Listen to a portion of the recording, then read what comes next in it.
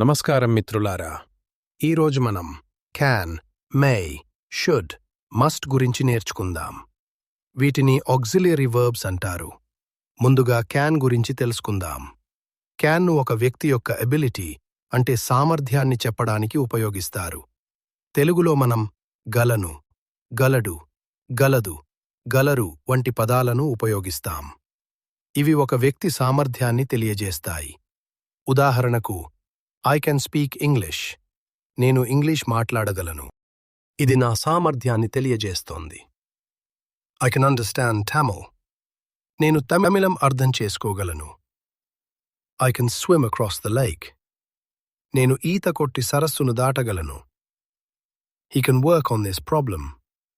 అతను ఈ సమస్యపై పని చేయగలడు.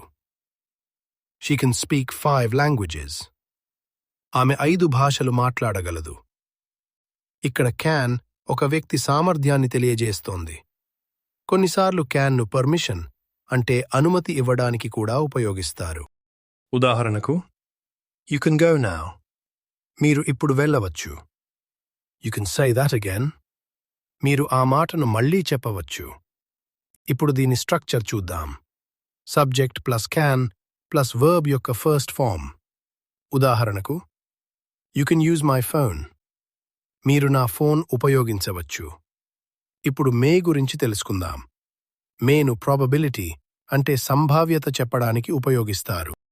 తెలుగులో వచ్చు అనే పదాన్ని ఉపయోగిస్తాం. ఉదాహరణకు వర్షం పడవచ్చు అంటే బహుశా వర్షం పడొచ్చు. అందుకే ఇక్కడ మే ఉపయోగిస్తాం. ఇప్పుడు మేకు సంబంధించిన కొన్ని ఉదాహరణలు చూద్దాం. They may call you tomorrow. వాళ్ళు మీకు రేపు ఫోన్ చేయవచ్చు. It may rain. వర్షం పడవచ్చు. You may be right. మీరు సరై ఉండవచ్చు. They may not be happy with the decision. వాళ్ళు ఈ నిర్ణయంతో సంతోషంగా లేకపోవచ్చు.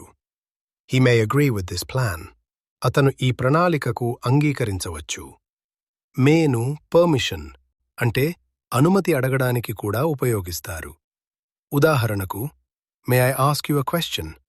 నేను మిమ్మల్ని ఒక ప్రశ్న అడగవచ్చా? ఇక్కడ క్యాన్ను కూడా ఉపయోగించవచ్చు. Can I ask you a question? నేను మిమ్మల్ని ఒక ప్రశ్న అడగవచ్చా? ఈ 2 వాక్యాలు సరైనవే.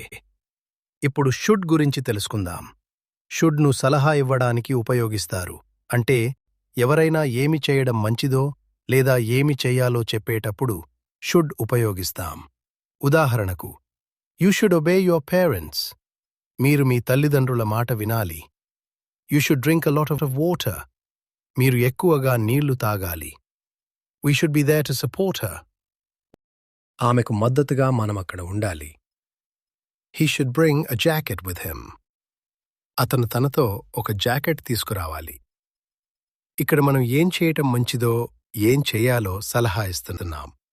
షుడ్ అంటే చేయాలి, చేస్తే మంచిది, చేయటం మంచిది అనే భావం వస్తుంది. ఇప్పుడు మస్ట్ గురించి తెలుసుకుందాం. మస్ట్ అంటే తప్పనిసరిగా చెయ్యాలి, చెయ్యాల్సిందే అనే అర్థం.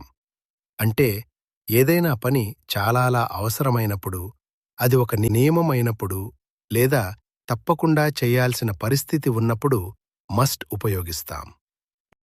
ఆ పని చేయకపోతే సమస్య రావచ్చు లేదా నియమాన్ని ఉల్లంఘించినట్టవుతుంది. ఉదాహరణకు A cricket team must have 11 players.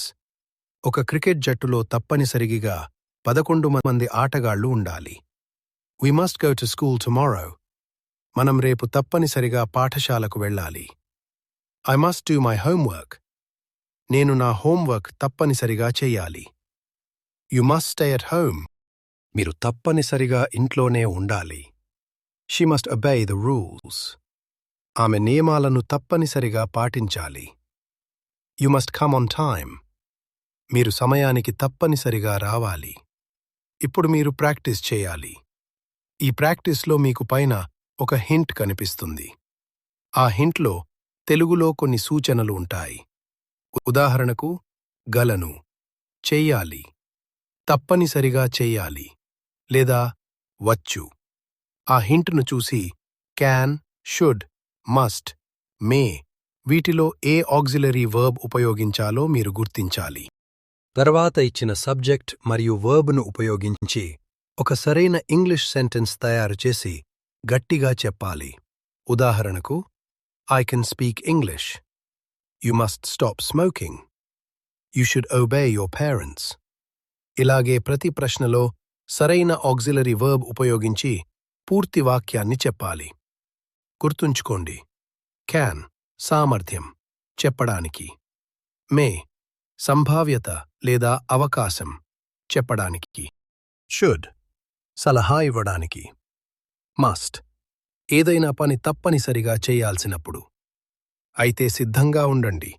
ప్రతి సెంటెన్స్ను